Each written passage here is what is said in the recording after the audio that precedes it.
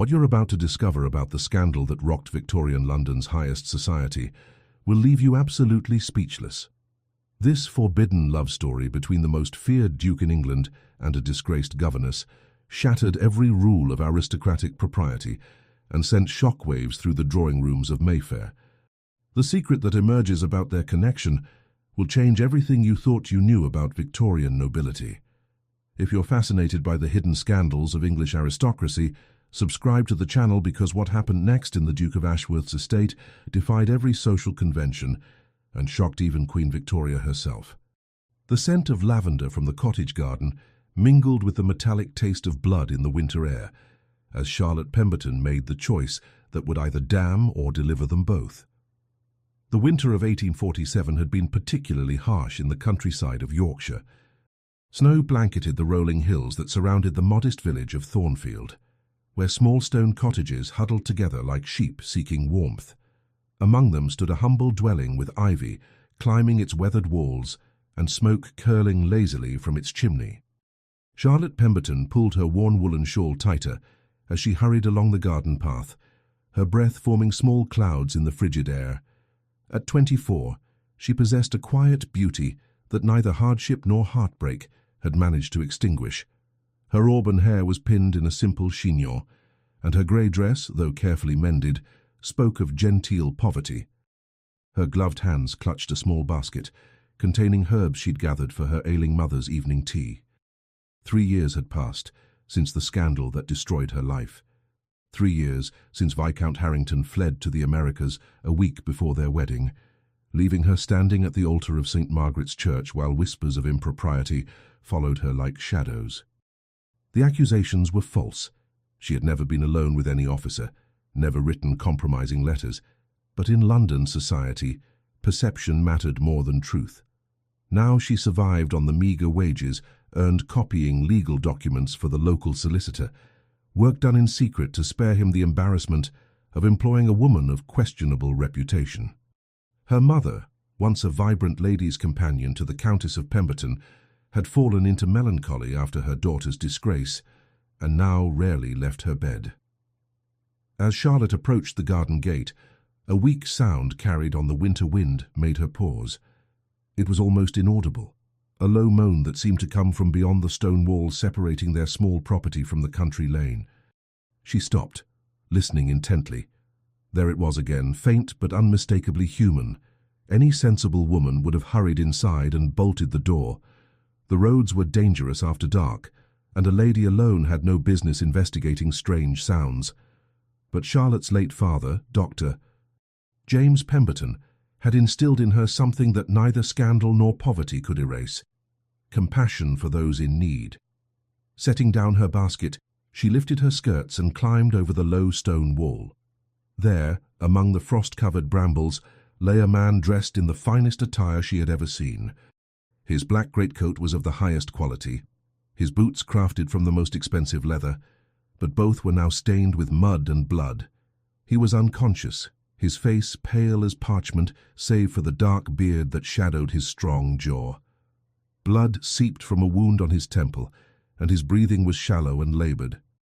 On his left hand, a heavy gold signet ring caught the last light of dusk, a ring bearing the coat of arms she recognized from the newspapers and society pages. The Duke of Ashworth, Antonio Whitmore, the most powerful and reclusive peer in all of England. Charlotte's heart nearly stopped.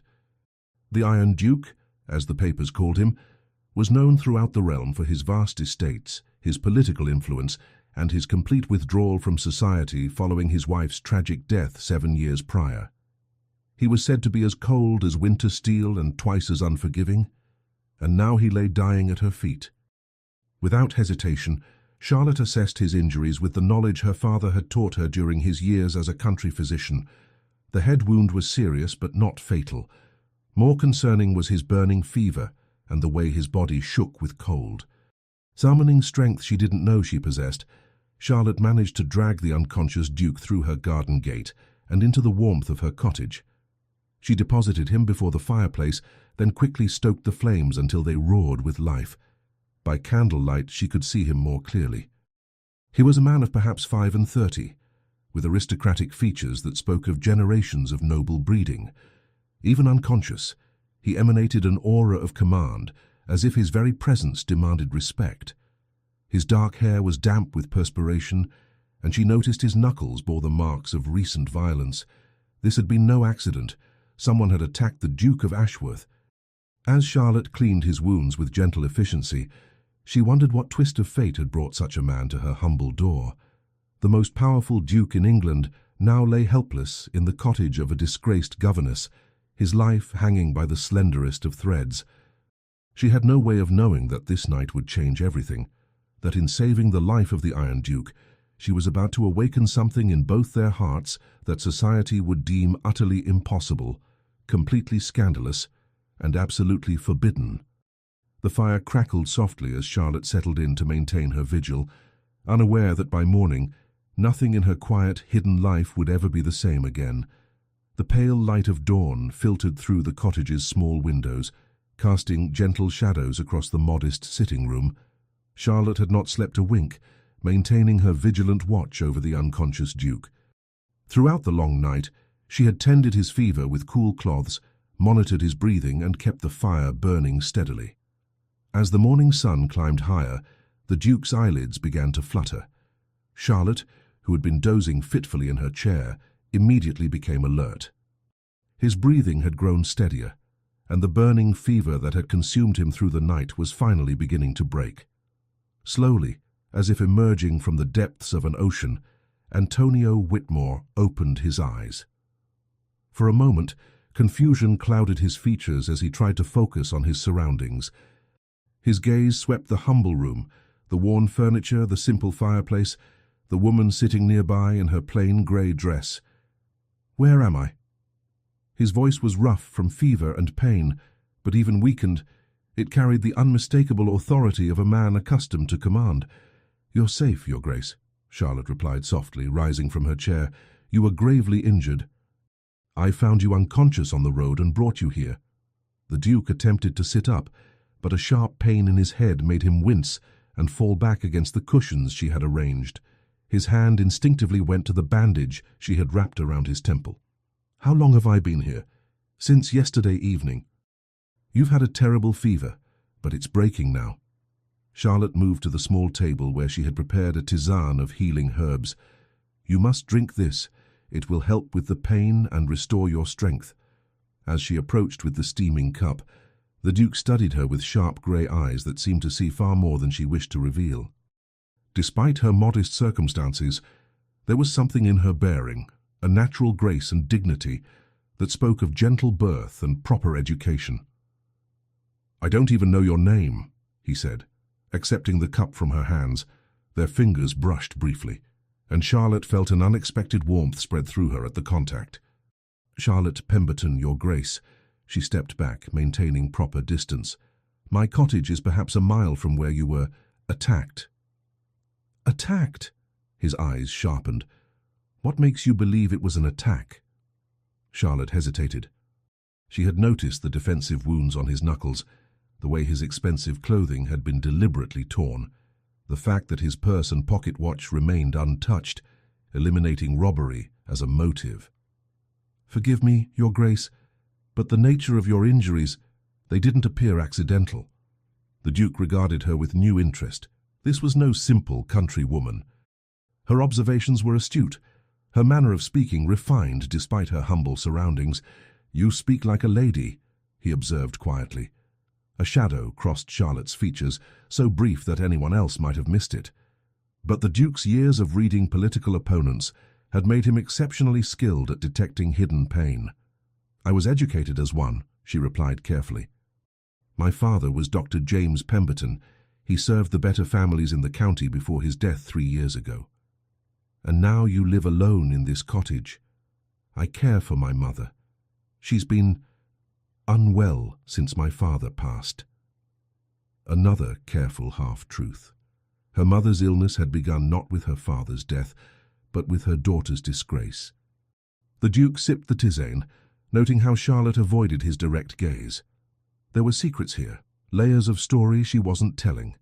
In his experience, when a gently born woman found herself in reduced circumstances, Scandal was usually the cause. "Miss Pemberton," he said formally, "I owe you my life. You could have left a stranger to die on the road. I could never do such a thing, Your Grace. Many would have, particularly for a man of my reputation." Charlotte met his eyes then, and he saw something flicker there, understanding, perhaps even sympathy. "I don't judge people by gossip and newspaper stories," she said quietly. "Wise of you. Gossip and newspaper stories are rarely the complete truth." There was something in the way he said it that made Charlotte suspect he understood far more about scandal and its consequences than she had realized. The Iron Duke, for all his power and position, carried his own hidden wounds. A soft cough from the bedroom reminded Charlotte of her duties. "I must tend to my mother now. There's bread and preserves on the table if you feel strong enough to eat. Please, rest as long as you need." As she moved toward the bedroom door, the Duke called softly, "Miss Pemberton." She turned back. "Thank you, not just for the medical care, but for treating me simply as a man who needed help." Charlotte felt her heart skip unexpectedly. There had been something almost vulnerable in his voice, a glimpse beneath the legendary coldness that made her wonder what other surprises the notorious Duke of Ashworth might reveal. In her mother's darkened bedroom, as she helped the frail woman take her morning medicine, Charlotte tried to ignore the strange flutter in her chest. She had saved a man's life, nothing more. In a day or two, he would be well enough to return to his grand estate and his ducal responsibilities. She would go back to her quiet existence of copying legal documents and caring for her mother. Yet even as she told herself this, Charlotte couldn't forget the moment when their fingers had touched, or the way he had looked at her, not with the dismissive glance most gentlemen gave to women of her reduced circumstances, but with genuine interest and something that looked remarkably like respect. Outside, storm clouds were gathering again, promising another harsh Yorkshire winter night. But within the humble cottage, something entirely unexpected was beginning to bloom, something that would soon test every rule of propriety and every boundary of social convention. By the third day, the Duke of Ashworth had regained enough strength to sit by the window, though Charlotte insisted he remain at the cottage until his wounds fully healed. The head injury had been more severe than initially apparent, and she feared he might suffer dizzy spells if he attempted to travel too soon. What surprised her most was that he made no attempt to leave. "Your Grace," she said on the morning of the fourth day, setting a tray of tea and fresh bread beside him, "surely your household must be concerned by your absence. Should I send word to Ashworth Manor?" Antonio looked up from the book he had been reading, one of her father's medical texts she had found him studying with keen interest. "My steward believes I'm conducting business in London. I often disappear for weeks without explanation." "But Your Grace—" "Antonio," he said quietly. "When we're alone, please call me Antonio. I find I prefer it to constant reminders of rank and duty." Charlotte felt her cheeks warm. The intimacy suggested by using his Christian name was far beyond what propriety allowed. Yet something in his tone made refusal seem cruel. "That would hardly be appropriate," she murmured. "Perhaps not, but very little about this situation is appropriate, is it?" His grey eyes held hers. "So is a duke recovering in a cottage, tended by a woman who asks nothing in return, who treats him not as a title but as a man who was hurt and needed help." There was something almost wistful in his voice that made Charlotte's heart ache unexpectedly. She had begun to suspect that beneath his legendary coldness lay a profound loneliness. "You speak as if kindness is foreign to you," she observed softly. Antonio set down the book and gazed out the window at the frost-covered garden. For a long moment, silence stretched between them. When he finally spoke, his voice was barely above a whisper. "7 years ago, I lost my wife Isabella to a fever. She was everything bright and good in my world. When she died, something inside me died as well." Charlotte's breath caught.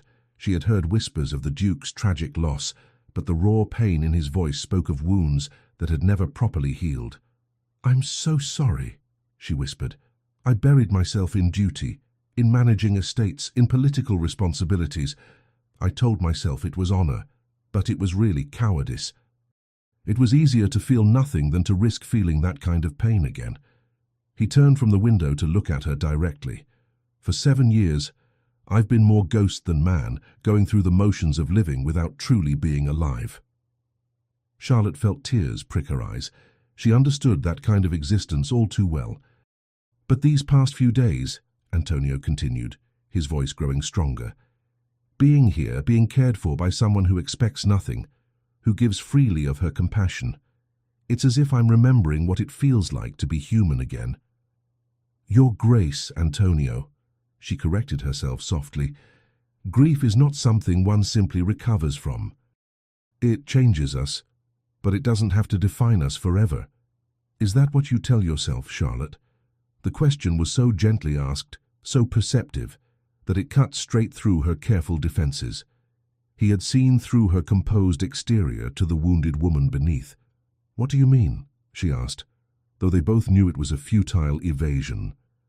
A woman of your obvious birth and education, living in such reduced circumstances, caring for an invalid mother, accepting work that keeps her hidden from society. His voice was kind but relentless. What scandal drove you to such exile, Charlotte? For a moment, she considered maintaining her silence. But there was something in his eyes, a recognition of shared pain that made pretense seem suddenly pointless. I was to marry Viscount Harrington 3 years ago, she said quietly. The banns had been read, the wedding planned. A week before the ceremony, he fled to America without explanation. I was left at the altar before a church full of guests. Antonio's jaw tightened. The coward. Afterward, rumors began circulating. False accusations about my conduct, suggestions of impropriety that were complete fabrications. But in London society, truth matters less than reputation. Doors that had always been open to Dr. Pemberton's daughter suddenly closed. Friends stopped calling. Even employment became impossible. So you came here. My mother couldn't bear the shame. She fell into this melancholy from which she's never recovered. We had little choice but to retreat to this cottage, all that remained of father's estate after his debts were settled. Antonio was quiet for a long moment, studying her face. When he spoke, his voice carried a fury that made her shiver. You've been punished for another man's cowardice and society's cruel judgments. Meanwhile, he lives freely in America, while you suffer the consequences of his abandonment. It no longer matters, Charlotte said, though the pain in her voice suggested otherwise. It matters to me. The words hung in the air between them, heavy with implications neither dared examine too closely. Charlotte felt something shift in her chest, a dangerous warmth that had nothing to do with the fire crackling in the grate. Why? She whispered. Antonio stood slowly and moved toward her. For a moment, she thought he might reach for her hand, but he stopped just beyond touching distance. Because in these few days, you've shown me more genuine kindness than I've received in 7 years of dukedom. Because you see something in me worth saving, when I had given up believing such a thing existed. His voice grew rough with emotion. It was because when I look at you, I remember what it feels like to hope. Charlotte's heart hammered against her ribs. This was dangerous territory, a path that could only lead to more scandal, more heartbreak.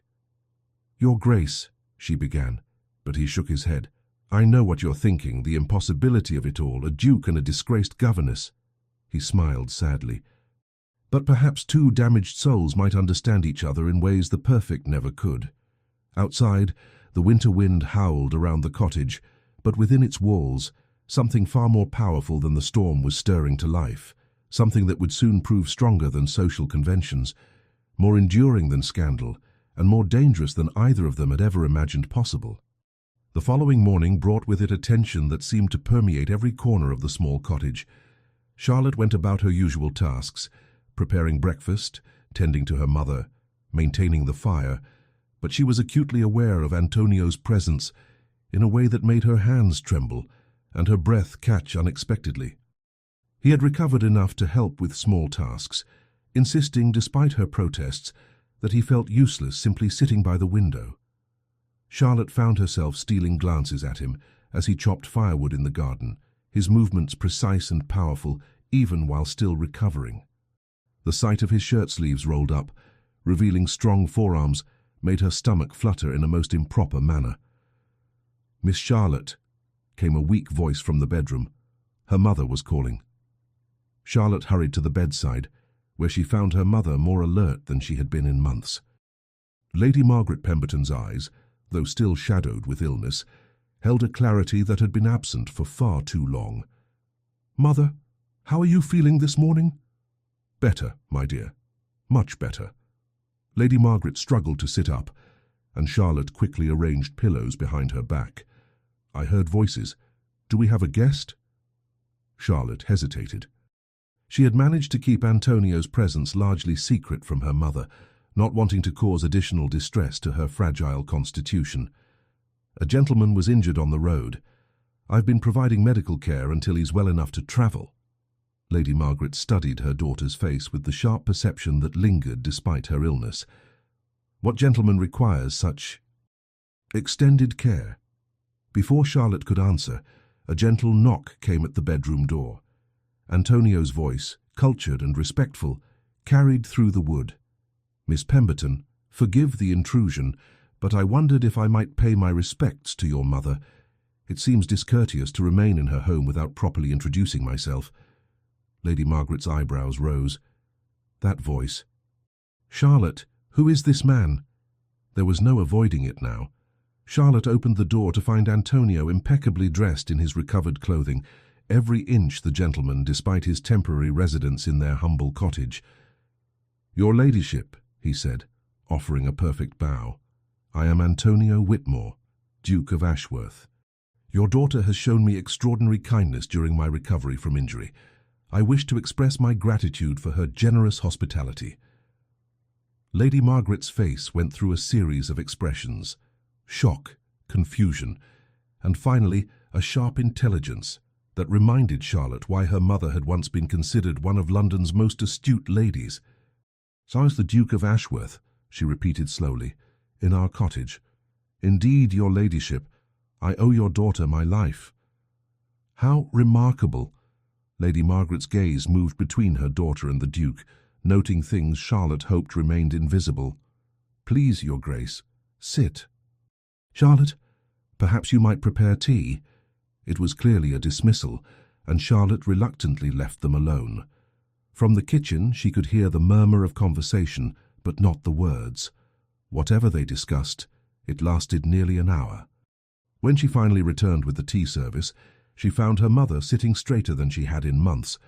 Her cheeks flushed with the first colour Charlotte had seen there in years.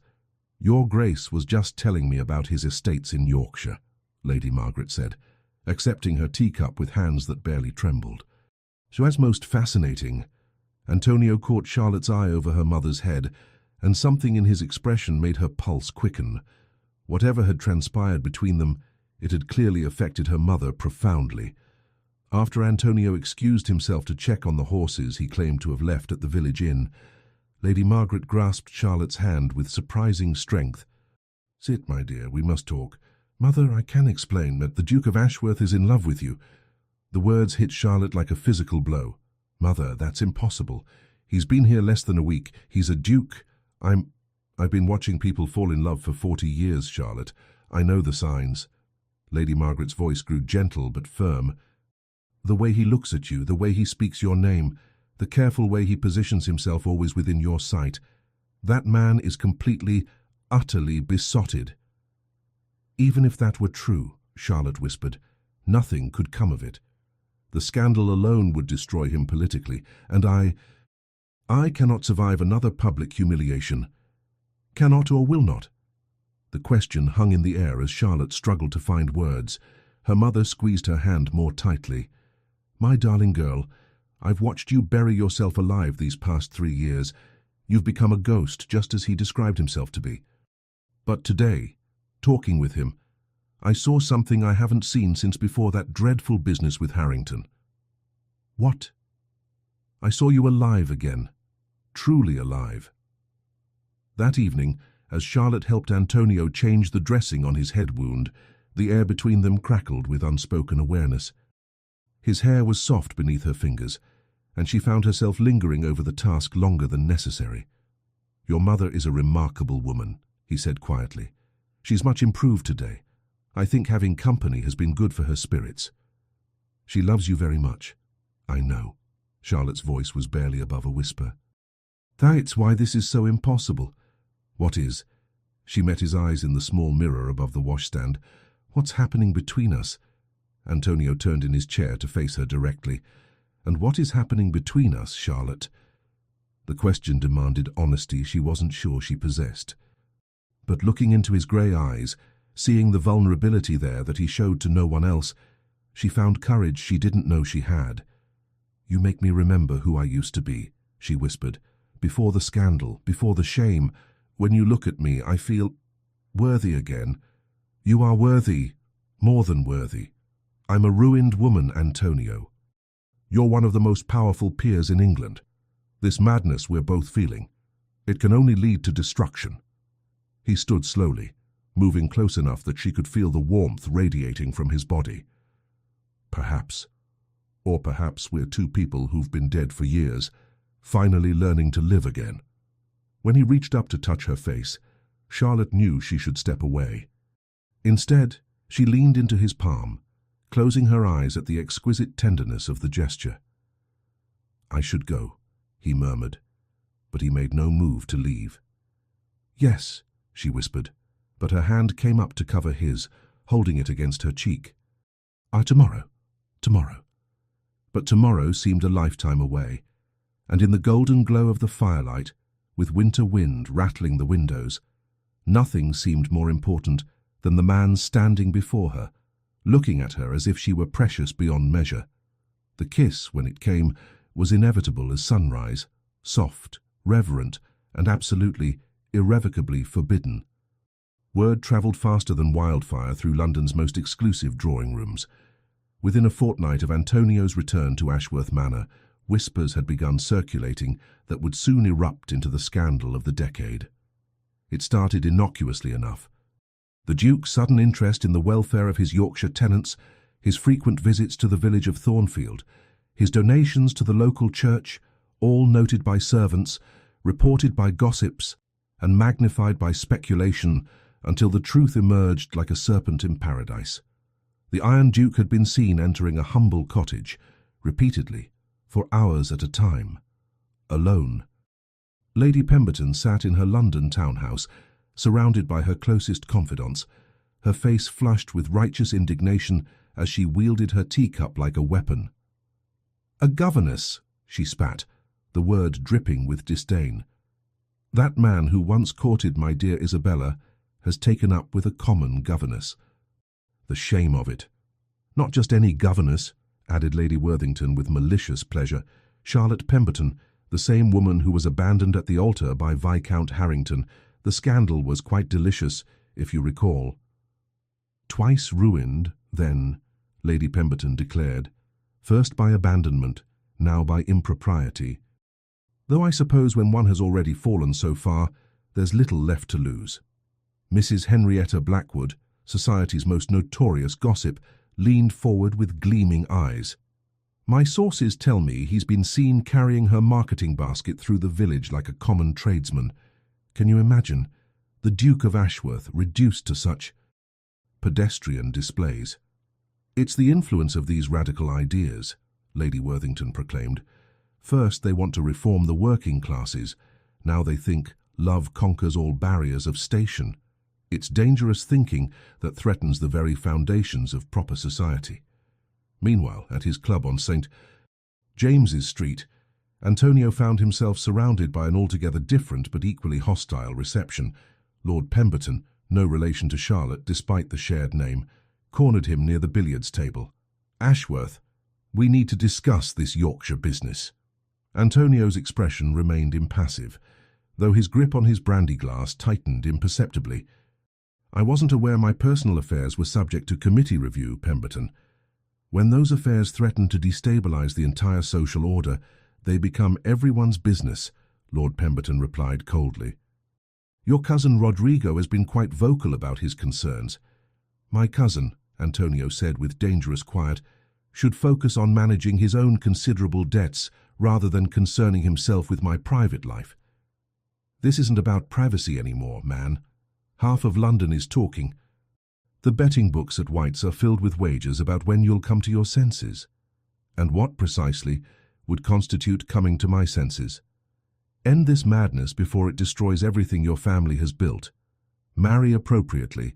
Lady Catherine Worthington is still available, or perhaps Lord Pemberton's eldest daughter. Settle down with someone suitable and put this embarrassing episode behind you. Antonio's grey eyes turn to steel, and if I refuse, then you'll find yourself increasingly isolated. Political allies will distance themselves. Social invitations will cease. The Queen herself has expressed displeasure at your recent choices. That same afternoon, Charlotte received her first anonymous letter. The paper was expensive, the handwriting elegant, the message brutal. Miss Pemberton, your shameless pursuit of the Duke of Ashworth has not gone unnoticed. Cease this disgraceful charade before you find yourself facing consequences far worse than mere social ostracism. Some falls are too far to survive. The letter shook in her hands as she read it. She had known this moment would come, had tried to prepare herself, but the reality of society's venom was more poisonous than she had imagined. A second letter arrived the next day, then a third, each more threatening than the last.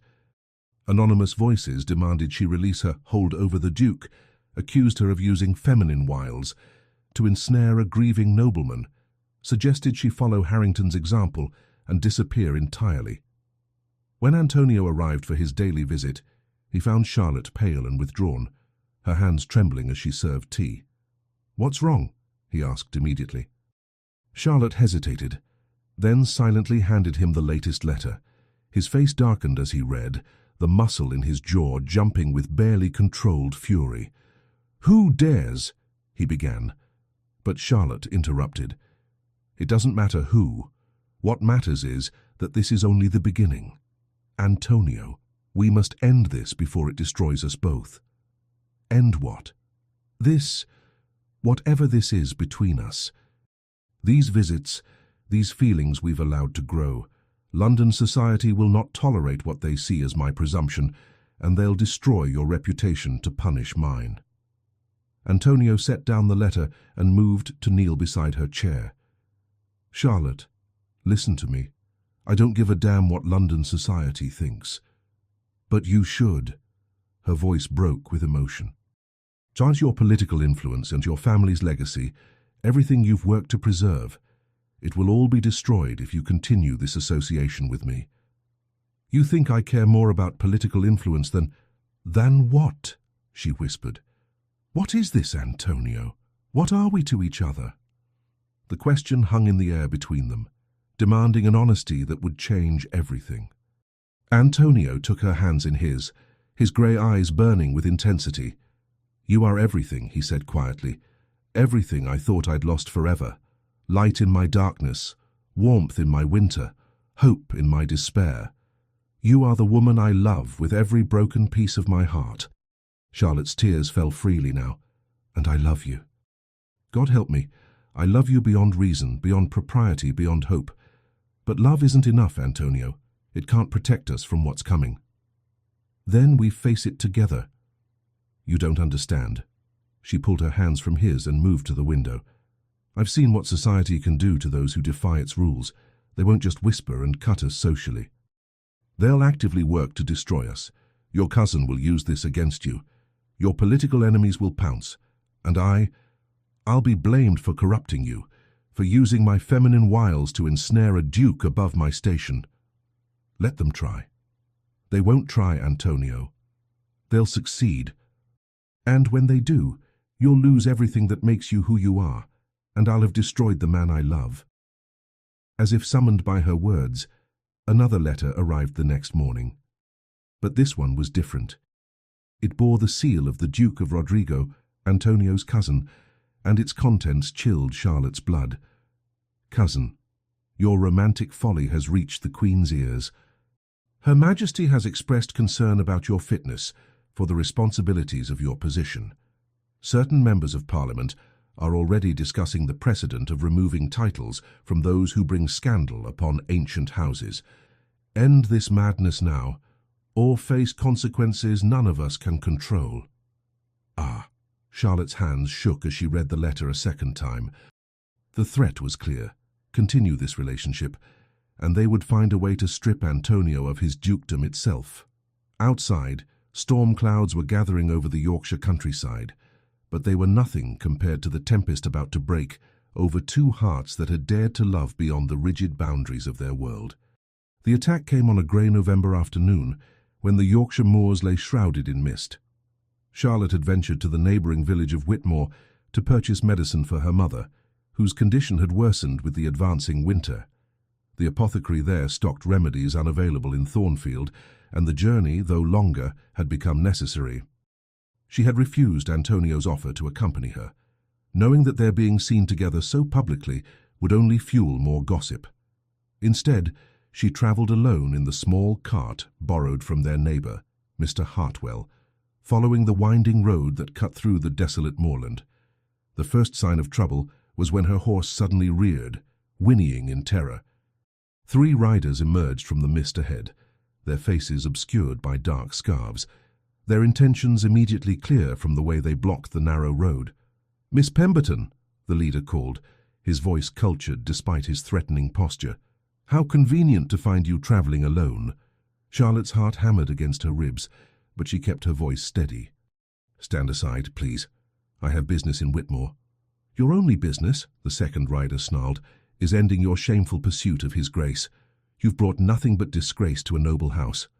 "I don't know what you mean." "Don't play innocent with us, harlot." The third man spurred his horse closer. "The whole county knows you've bewitched the Duke." "It ends today." Charlotte tried to turn her cart around, but they had positioned themselves to trap her. The lead rider dismounted, approaching with deliberate menace. "A message for the Duke," he said, producing a leather riding crop. "He needs to understand the price of dishonouring his family name." The first blow struck her across the shoulder, sending her tumbling from the cart. Pain exploded through her body as she hit the frozen ground, but worse was yet to come. "Please," she gasped, struggling to her knees. "I've done nothing wrong." "You exist," the leader snarled. "That's crime enough." The beating was methodical, cruel. They avoided her face initially, focusing on her ribs, her back, places where the damage would be hidden beneath clothing. But when she tried to crawl away, one of them grabbed her hair and yanked her head back. "The Duke needs to see what happens to women who forget their place," he growled. The blade appeared suddenly, a thin, sharp knife that caught the pale afternoon light. Charlotte screamed as it traced a deliberate line from her temple to her jaw, not deep enough to be fatal, but permanent enough to mark her forever. "There," the leader said with satisfaction as blood flowed down her face. "Now, everyone will know what you are." They left her there, broken and bleeding on the cold moor, taking her horse and cart to strand her miles from help. The mist swirled around her prone form as consciousness faded, her last coherent thought being Antonio's name. It was young Tom Hartwell, searching for his father's missing cart, who found her 2 hours later. The boy's horrified cries brought help from a passing mail coach, and soon Charlotte was being rushed back to Thornfield in a state that made even the hardened driver blanch. Word reached Ashworth Manor within the hour. Antonio was reviewing estate accounts when his steward, Mr. Jameson, burst into the study without ceremony. "Your Grace, Miss Pemberton has been attacked. She's alive, but gravely injured." The ledger fell from Antonio's hands as he rose, his face draining of all colour. "Where is she?" "Dr. Morrison is with her at the cottage." "Your Grace, the injuries are severe." Antonio was already moving toward the door, calling for his fastest horse. The ride to Thornfield passed in a blur of thundering hooves and rising panic. He found the cottage surrounded by neighbours, their faces grave, their voices hushed. Dr. Morrison met him at the door, his expression grim. "She's alive, Your Grace, but barely conscious." The beating was severe, but the knife wound— He shook his head. "It will scar permanently. I've done what I can, but she's lost considerable blood." Antonio pushed past him into the main room, where Charlotte lay motionless on the sofa, her face swathed in bandages. What he could see of her complexion was deathly pale, and her breathing came in shallow, painful gasps. "Charlotte," he whispered, kneeling beside her. Her eyes fluttered open at the sound of his voice, unfocused but aware. When she tried to speak, only a pained whisper emerged. "Don't look at me," she breathed. "I'm ruined, properly ruined now." "Don't say that." His voice broke as he carefully took her unbandaged hand.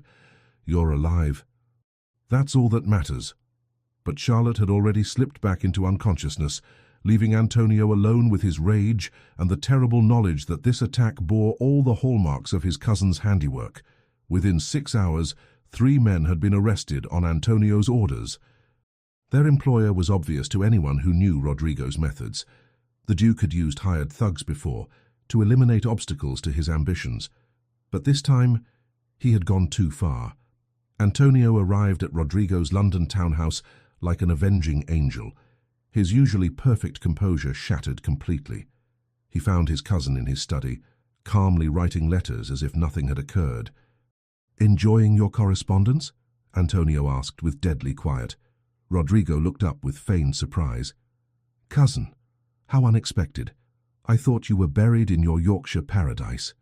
Did you think I wouldn't discover your involvement?" "I'm sure I don't know what you mean." Antonio crossed the room in 2 strides, seizing Rodrigo by the throat and slamming him against the wall. "You hired men to attack Charlotte Pemberton. Don't insult my intelligence by denying it." "I hired men to deliver a message," Rodrigo gasped. "Society has rules, Antonio. She needed to learn her place." "Her place?" Antonio's grip tightened. "And what place is that?" "Far from you. You're destroying everything our family has built. The Queen herself is questioning your fitness for your title. Parliament whispers about intervention, all for some ruined governess who should have disappeared years ago. You nearly killed her. I gave her a lesson in reality. She'll live, but she'll live marked. No man will want her now, not even you, once you see what my men have done to her precious face." The blow that followed sent Rodrigo crashing into his mahogany desk. Antonio stood over him, his grey eyes blazing with a fury that made even his ruthless cousin cower. "Pack your belongings," Antonio said with terrifying calm. "You have 24 hours to leave England. If I ever see you again, if you ever so much as speak Charlotte's name again, I will destroy you so completely that even your creditors will forget you existed." "You can't." "I can, and I will. Your debts alone would see you imprisoned. Your gambling, your associations with certain married ladies, your embezzlement from the family trust. Shall I continue?" Rodrigo's face went white. "Oh, you wouldn't dare expose family secrets. Try me." That night, Antonio kept vigil at Charlotte's bedside. Dr. Morrison had cleaned and sutured the knife wound, but the scar would indeed be permanent. A thin, pale line that would forever mark her as different, damaged. As he watched her sleep, Antonio's resolve hardened into something unbreakable. Society had shown its true face, revealed its capacity for cruelty toward those it deemed unworthy. They had tried to destroy the woman he loved, believing they could force him back into line through violence and intimidation.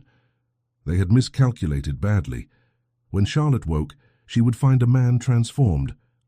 No longer the grieving widower hiding from life, but a duke prepared to use every ounce of his power and influence to protect what he treasured most. Society wanted a war. He would give them one they would never forget. Charlotte drifted in and out of consciousness for 3 days, her body fighting both the physical trauma and the fever that followed.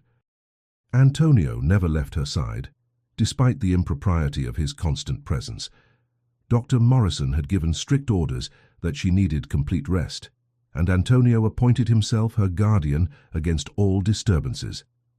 On the 4th morning, as pale winter sunlight filtered through the cottage windows, Charlotte finally awakened with clear eyes and a steady voice. "Antonio," she whispered, her hand moving instinctively to the bandage covering the left side of her face.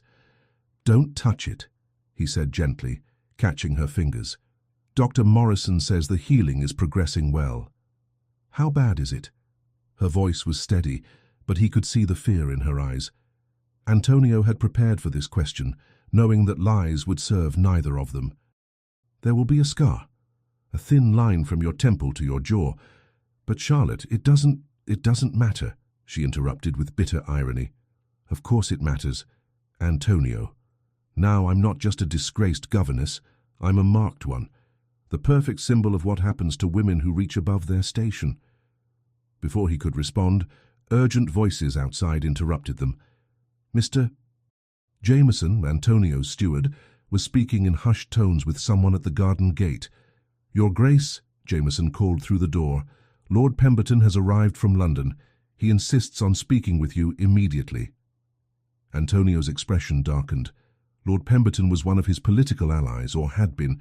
His unexpected arrival boded ill. I'll see him outside, Antonio replied, then turned to Charlotte. Rest, I'll handle whatever this is. But Charlotte struggled to sit up. If this concerns me, I have the right to hear it. Against his better judgment, Antonio helped her to the sitting room, where she settled carefully in the chair by the fireplace. Lord Pemberton was admitted, his face grave with the weight of unwelcome news. Ashworth, he began without preamble, I've come as a friend to warn you. The situation in London has deteriorated beyond recovery. Explain. Your cousin's arrest has become public knowledge. Questions are being raised about your fitness to serve in your current political positions. There's talk of a formal inquiry into your conduct. Charlotte felt her stomach drop. This was exactly what she had feared. Furthermore, Lord Pemberton continued, certain parties have been investigating Miss Pemberton's background. They've uncovered irregularities in the original scandal involving Viscount Harrington. Antonio's attention sharpened. To what irregularities?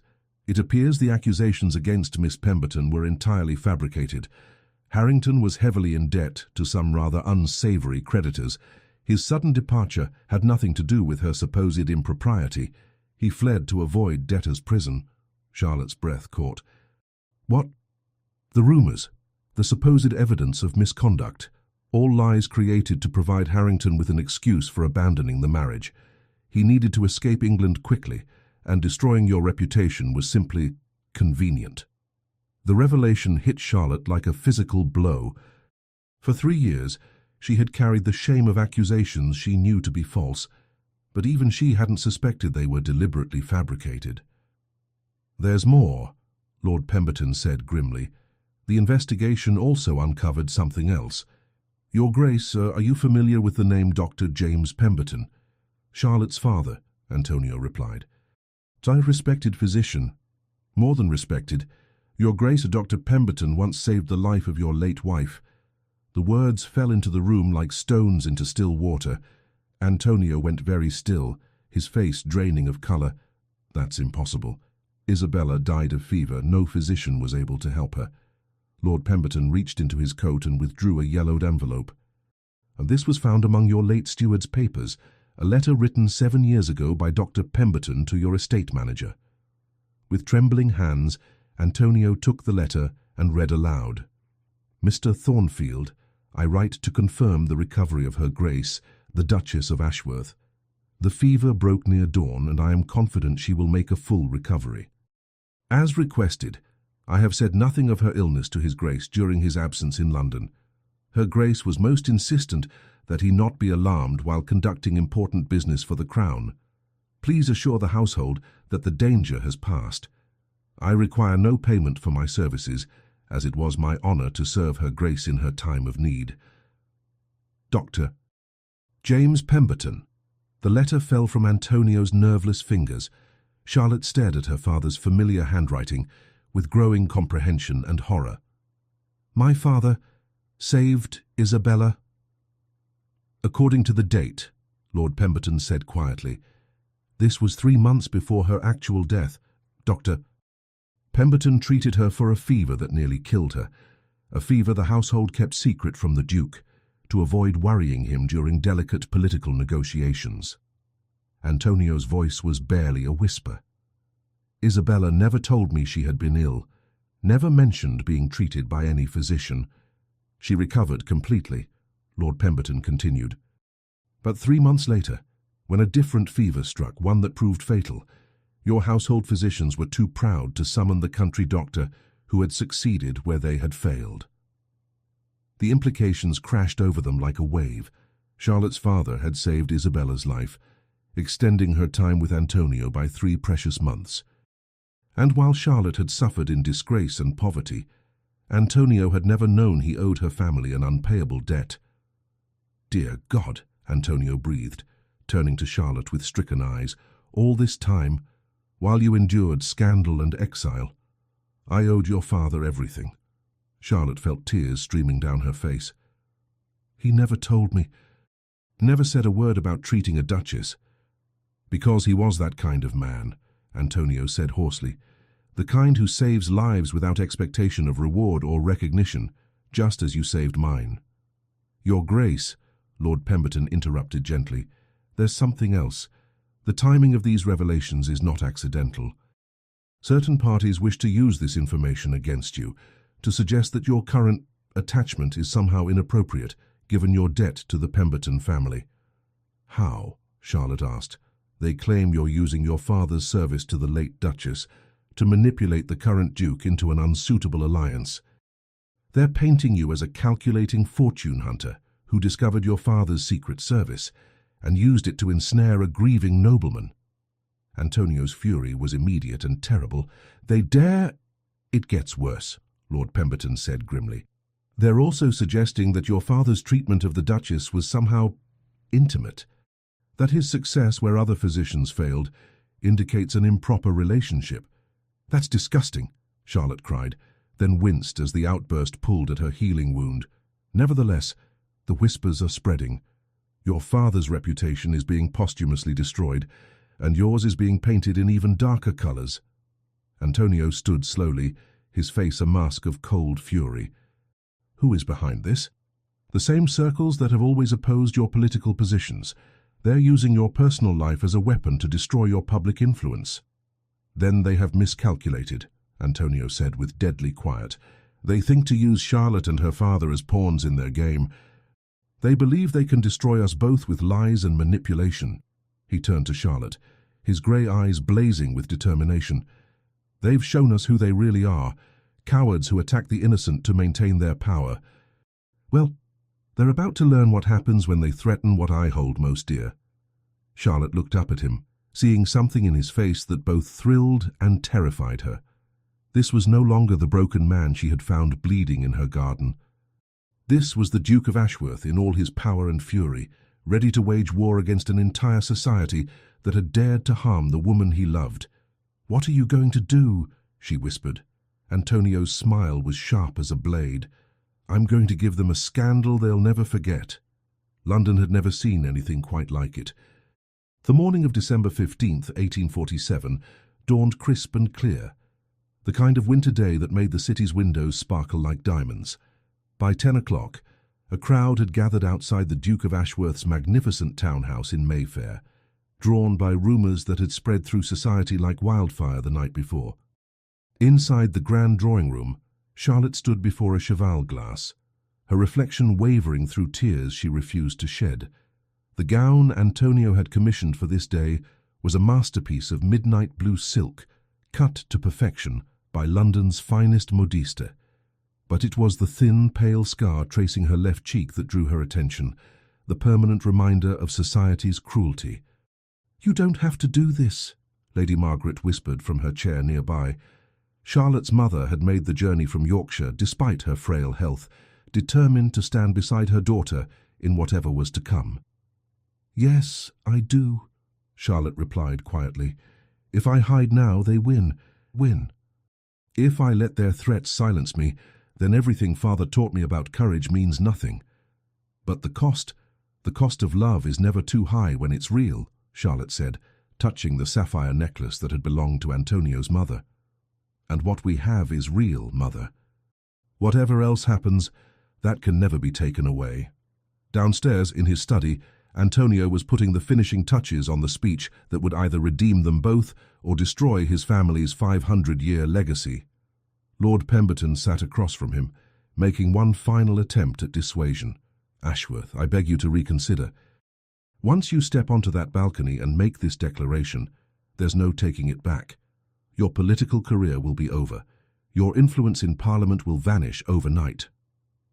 "Good," Antonio replied, without looking up from his papers. "In a political system that demands I choose between public service and personal happiness, is not one worth serving. Think of your estates, your tenants, your responsibilities. I am thinking of them." Antonio finally looked up, his grey eyes burning with conviction. "For 7 years I've been a steward of the past, maintaining what others built. But Charlotte has shown me that sometimes progress requires breaking old rules, challenging old assumptions." He stood and moved to the window overlooking the crowd below. "Those people gathered outside represent everything that's wrong with our society. Rigid class distinctions, meaningless social rules, the belief that birth matters more than character. If my actions today help crack that foundation even slightly, then I'll count it a worthy sacrifice." At exactly 11 o'clock, the massive front doors of Ashworth House opened. A hush fell over the crowd as Antonio emerged onto the stone balcony that overlooked the square, Charlotte at his side, her hand resting on his arm with perfect composure despite the whispers and gasps from below. Antonio had dressed with deliberate magnificence, his ducal coronet gleaming in the winter sun, his ceremonial robes of state emphasizing rather than hiding his rank. Charlotte's elegance was quieter but no less striking, her scarred face held high with a dignity that silenced even the cruelest gossips. "Ladies and gentlemen," Antonio's voice carried clearly across the square, trained by years of parliamentary debate, "I appear before you today to address the rumors and speculation that have circulated regarding myself and Miss Charlotte Pemberton." The crowd pressed closer, hungry for scandal, expecting perhaps a denial or an announcement of her dismissal from his life. Instead, Antonio stunned them into absolute silence. "It is true that Miss Pemberton and I have formed an attachment that defies conventional social boundaries. It is true that she is a woman of modest circumstances, while I hold one of England's oldest titles. It is true that our union will shock those who believe that love must bow to rank." He paused, letting his words sink in before delivering the blow that would change everything. "What is also true is that Miss Charlotte Pemberton possesses more nobility of character than any woman I have ever known.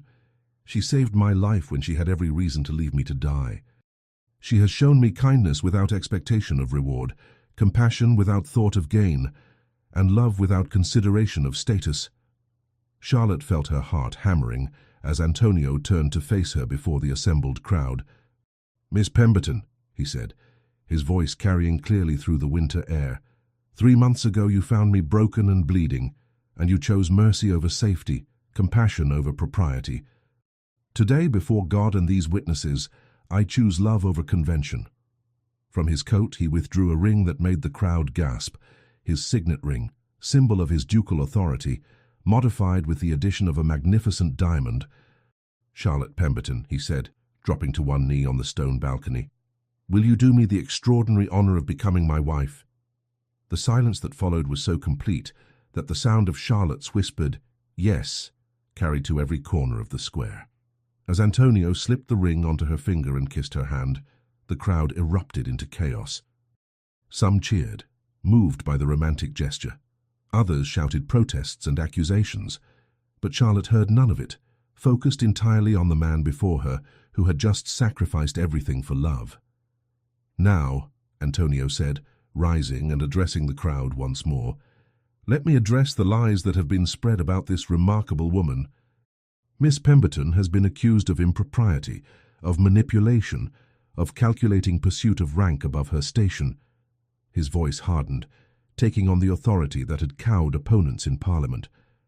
"These accusations come from the same society that fabricated her original scandal, to protect a cowardly Viscount who fled his debts.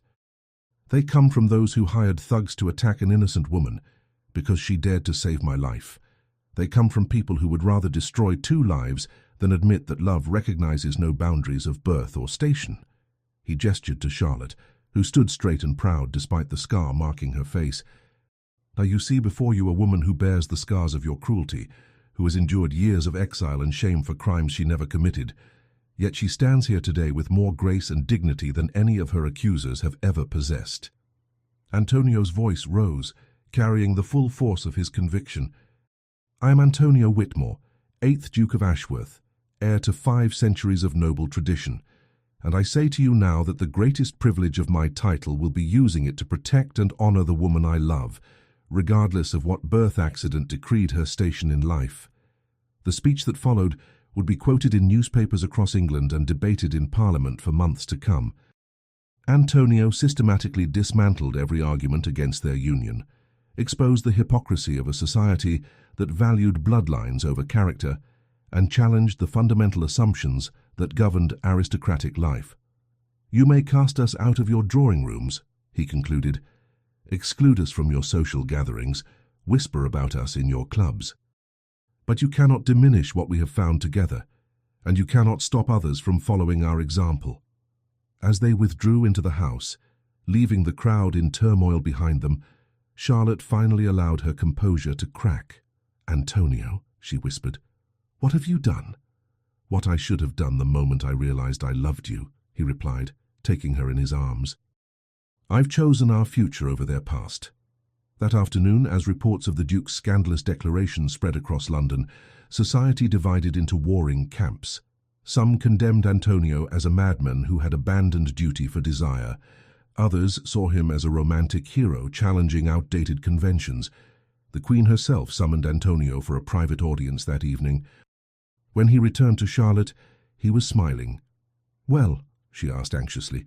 Her Majesty expressed displeasure at the public nature of our announcement. She believes such matters should be handled more discreetly. Charlotte's heart sank.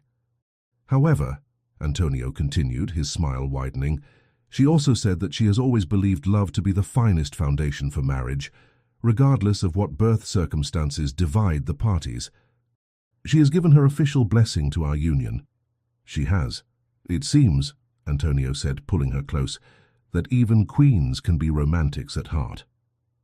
As winter snow began to fall outside the windows of Ashworth House, two people who had found love in the most unlikely circumstances held each other close, knowing that whatever challenges lay ahead, they would face them together. Tomorrow they would begin planning a wedding that would either herald a new age of social progress or stand as the last gesture of a dying romanticism. But tonight, they simply held each other and marveled at the miracle of finding true love in a world that seemed determined to destroy it. The morning of April 20th, 1848, dawned with the kind of golden light that transforms even the humblest countryside into something magical. The ancient chapel of St. Margaret's on the Ashworth estate had never looked more beautiful, its stone walls covered with climbing roses and the air sweet with the scent of apple blossoms from the nearby orchards. Against all expectations and social conventions, Charlotte Pemberton was about to become the Duchess of Ashworth. In the past 4 months since Antonio's dramatic public declaration, London society had remained bitterly divided. Many of the highest-ranking families had openly declared they would never receive the new Duchess, while others had rallied to support the couple's extraordinary love story. Queen Victoria herself had sent a magnificent wedding gift, a tiara that had belonged to her own grandmother, along with a note that simply read, "For the courage to follow one's heart." The guest list for the wedding reflected this social revolution. Instead of filling the chapel with dukes and earls who might attend only out of obligation, Antonio and Charlotte had chosen to invite those who had shown them genuine support. Yorkshire farmers sat beside progressive members of Parliament. Village shopkeepers shared pews with reform-minded aristocrats. It was a gathering that would have been unthinkable just a year before. Charlotte stood in the manor's bridal chamber, her reflection wavering in the ancient looking-glass that had served Ashworth brides for 3 centuries. Her gown was a masterpiece of ivory silk and Venetian lace, designed not to hide her scar, but to frame it as part of her unique beauty. The Queen's tiara rested on her auburn curls, which had been dressed with fresh orange blossoms from the estate's conservatory. "You look radiant," Lady Margaret whispered, tears streaming down her face. Charlotte's mother had made a remarkable recovery over the winter months, as if having something joyful to anticipate had restored her will to live. "I can hardly believe this is real," Charlotte murmured, touching the pendant at her throat, a gift from Antonio containing a miniature of his late wife, Isabella. "Sometimes I feel as though she's watching over us, giving her blessing to this happiness." I think she is, my dear. Love like yours and Antonio's is rare enough that even the departed would want to protect it. A gentle knock at the door announced the arrival of young Tom Hartwell, the boy who had found Charlotte after the attack and who now served as a page for the wedding party. "Your Grace," he said with the careful formality he had been practicing for weeks. "His Grace sends his compliments and asks if you are ready." Charlotte took a deep breath, feeling the weight of history and expectation settling around her like a cloak. In less than an hour, she would either become part of England's nobility or be forever marked as the woman who tried to climb too high. "I'm ready," she said firmly. The procession to the chapel was unlike any wedding party England had ever seen. Instead of elaborate carriages, Charlotte chose to walk the ancient path through the estate's gardens, flanked by children from the village school scattering rose petals. The tenants and workers of Ashworth lined the way, their faces beaming with genuine affection for the woman who had won their duke's heart. As they approached the chapel, Charlotte could see Antonio waiting at the altar, magnificent in his ceremonial dress uniform. Beside him stood not the traditional selection of noble groomsmen, but rather Lord Pemberton, who had ultimately chosen friendship over political expediency, and Dr. Morrison, the physician who had tended Charlotte after the attack. The chapel doors opened, and Charlotte stepped into a sanctuary transformed by love rather than obligation. Sunlight streamed through stained glass windows, casting rainbow patterns across stone floors that had witnessed 5 centuries of Ashworth weddings. But never before had these walls contained such a mixture of classes and stations, all united in celebration of a union that defied every social convention. As Charlotte walked down the aisle, she saw faces that told the story of their extraordinary journey. There was Mrs. Hartwell, whose son had found her bleeding on the moor. There sat several progressive members of Parliament who had publicly supported Antonio's right to marry for love.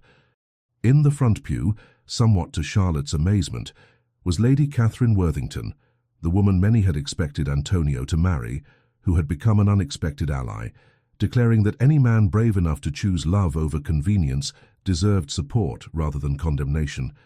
But Charlotte's eyes remained fixed on Antonio, whose face reflected wonder and joy so pure it took her breath away. When she reached his side, he whispered words meant only for her ears. "My darling Charlotte, you have already made me the luckiest man in England. Today you make me the most blessed." The ceremony itself was both traditional and revolutionary. The Archbishop of York, a longtime friend of the Ashworth family, had agreed to officiate despite pressure from conservative elements to refuse. His words spoke not just of duty and obligation, but of the transformative power of love to bridge any divide. "Marriage," he declared, "is not merely a union of convenience or a merger of properties. It is the joining of 2 souls who have recognized in each other the missing piece of themselves. Today we witness such a union, one that reminds us that love recognizes no boundaries of birth or station." When the time came for vows, Antonio and Charlotte had chosen to speak words they had written themselves rather than rely on traditional formulas. "Charlotte," Antonio said, his voice carrying clearly through the hushed chapel, "you found me broken and lost, a man who had forgotten how to hope. You showed me that love is not a weakness to be feared, but a strength to be embraced. I promise you not just my title and my estates, but my whole heart for all the days of my life." Charlotte's response brought tears to even the most hardened eyes. "Antonio, you have taught me that we are not defined by the cruelties others inflict upon us, but by how we choose to respond to them. You chose to love me not despite my scars, but because they are part of what makes me who I am. I promise you courage, compassion, and a love that will only grow stronger with each passing year." When the Archbishop pronounced them husband and wife, and Antonio kissed his new Duchess for the first time as a married couple, the chapel erupted in applause that could be heard across the Yorkshire countryside. But perhaps the most significant moment came not during the formal ceremony, but afterward, as the wedding party gathered in the estate's great hall for the celebration. Antonio rose to address their guests, not with the traditional aristocratic formalities, but with words that would be remembered long after the flowers had faded. "Friends," he began, Today, Charlotte and I have done more than simply marry. We have proven that England's future lies not in rigid adherence to the past, but in the courage to embrace progress. Look around this room. Farmers and lords, shopkeepers and members of Parliament, all celebrating together. This is what our country can become when we choose inclusion over exclusion, love over prejudice. He raised his glass in a toast that would be quoted in newspapers from London to Edinburgh. To Charlotte, my beloved wife, who has taught me that the highest nobility comes not from bloodlines but from character. And to all of you who have supported us, proving that England's greatest strength lies in its capacity for change. As the spring evening settled over the Yorkshire countryside, and dancing began in the great hall to music played by local musicians rather than a formal orchestra, Charlotte and Antonio stole away to the estate's rose garden for a moment of private celebration. "Do you regret it?" Charlotte asked as they stood among the blooming flowers, her tiara catching the last light of sunset. "Regret marrying the woman I love." Antonio pulled her close, mindful of her delicate wedding gown. "Never. Though I confess I'm curious to see what challenges tomorrow will bring." "Whatever they are," Charlotte said, looking up at the man who had chosen love over everything else, "we'll face them together." And as the sound of celebration drifted from the great hall, two people who had found impossible love in a world determined to destroy it held each other close, knowing that they had not just found happiness, they had helped create a new possibility for countless others who would follow in their footsteps. The wedding of the Duke and Duchess of Ashworth would be remembered not just as a romantic triumph, but as the day England took its first tentative steps toward a future where love could truly conquer all. The autumn of 1858 painted the Yorkshire countryside in brilliant shades of gold and crimson, and the estate of Ashworth had never been more prosperous or alive. Where once the great house had stood like a monument to grief and solitude, it now hummed with the laughter of children, the bustle of progressive reforms, and the contentment that comes only from a love that has deepened through both triumph and trial. Charlotte stood at the window of what had once been Antonio's study, but was now their shared library, watching their children play in the gardens below. James, their eldest at 8 years old, bore his father's serious demeanor, but his mother's compassionate eyes. He was currently helping 6-year-old Isabella, named for the woman whose memory had blessed rather than cursed their union, construct an elaborate fortress of fallen leaves. Little Margaret, barely 3p, toddled between her siblings with the fearless determination that already marked her as a true force of nature. "Are you plotting your next revolutionary reform?" Antonio's voice came from the doorway, warm with the affection that still made Charlotte's heart skip after 10 years of marriage. "Actually, I was thinking about Lord Pemberton's letter," Charlotte replied, turning to face her husband. He looked distinguished in his early 40s, with silver threading through his dark hair and lines around his eyes that spoke of laughter rather than sorrow.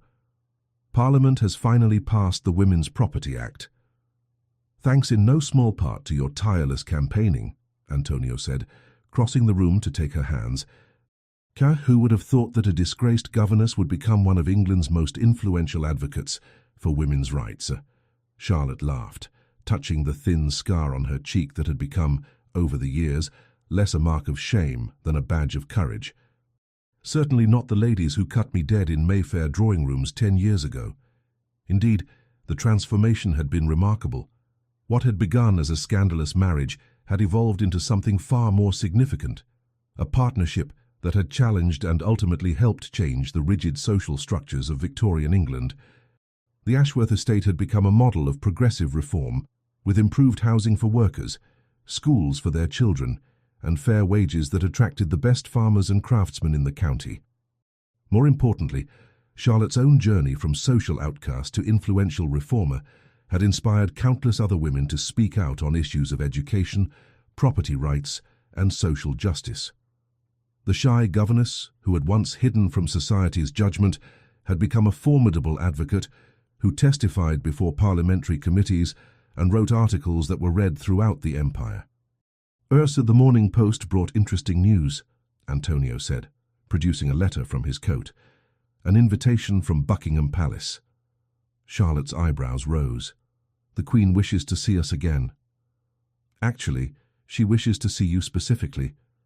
It seems Her Majesty has decided to establish a new charitable foundation for women and children in unfortunate circumstances, and she wants you to serve as its first director. Me? Charlotte's voice rose in astonishment. But I'm the Duchess of Ashworth, one of England's most respected advocates for social reform, and a woman who has proven that circumstances of birth need not determine one's ultimate destiny. Antonio's smile was proud and tender. You're exactly what she needs, my love. A commotion in the garden drew their attention back to the window.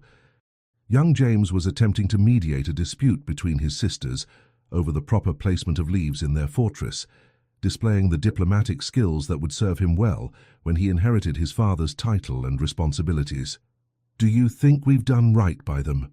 Charlotte asked, watching their children, raising them with such unconventional ideas about class and privilege.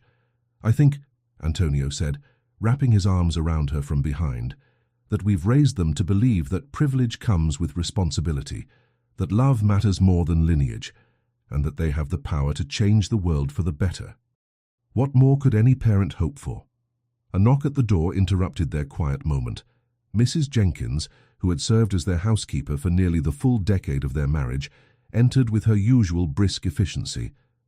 Your Grace, the delegation from the village school has arrived for your afternoon meeting about the new mathematics curriculum.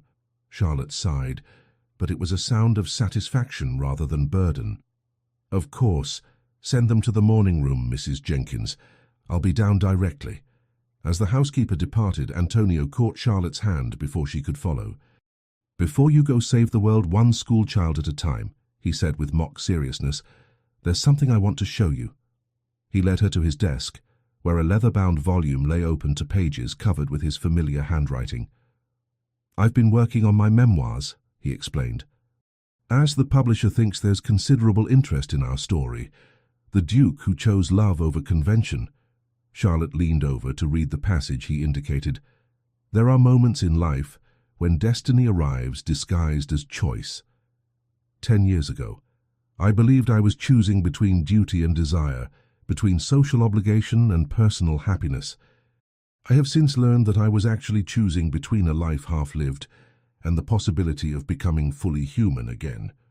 Charlotte did not complete me. She awakened me to the completeness that had always existed within myself, waiting for someone brave enough to call it forth. Tears pricked Charlotte's eyes as she read further. Those who opposed our marriage believed they were defending tradition against the chaos of change. They failed to understand that the greatest traditions, love, honor, compassion, courage, were actually on our side. We did not destroy the old order. We revealed its best possibilities. It's beautiful, Charlotte whispered, though I'm not certain I deserve such poetic treatment. You deserve that and far more, Antonio replied firmly. But there's one more thing. From the desk drawer, he withdrew a small wrapped package. Inside, Charlotte found a pendant, a delicate golden rose with a tiny diamond at its center. For our 10th anniversary next month, he said as he fastened it around her neck, but also as a symbol of what you've built here. You took this estate from a place of mourning and transformed it into something alive and growing, like a rose garden blooming in what was once barren ground. Charlotte touched the pendant, feeling the weight of all they had accomplished together. We built it, Antonio. Everything good that's happened here has been our shared work. Perhaps, but I was the soil, and you were the gardener who knew what could grow there. Their tender moment was interrupted by the sound of running feet and excited voices. Their 3 children burst through the library doors, covered in leaves and dirt, but radiating the kind of joy that only comes from an afternoon spent in perfect freedom. Mama! Papa! Isabella announced breathlessly. James says we can build a real castle if you give us permission to use the stones from the old wall.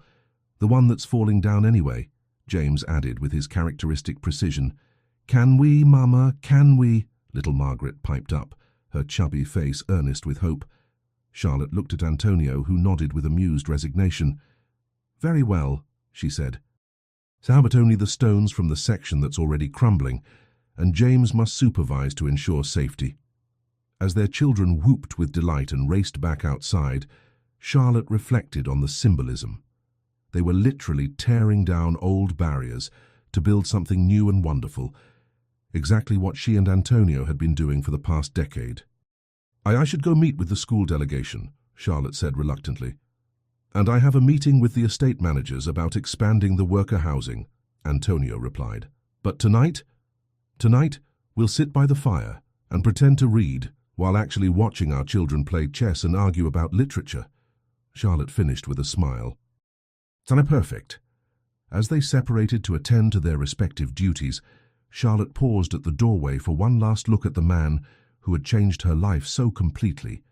Antonio was already bent over correspondence, managing the 1,000 details that kept their progressive experiment running smoothly, but he looked up and caught her watching him. "I love you, Your Grace," she said formally, as if they were strangers meeting in a drawing room. "And I love you, Your Grace," he replied with equal solemnity, before his expression broke into the smile she had fallen in love with. "Now go educate the future leaders of England while I try to house them properly."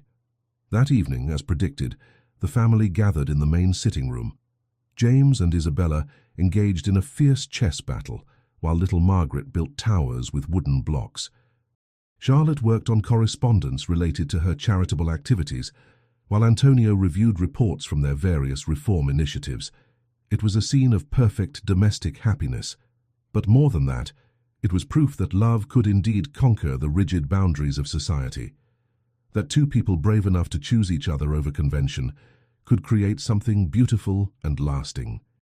Outside, the Yorkshire wind sang through trees that had witnessed 5 centuries of Ashworth family history.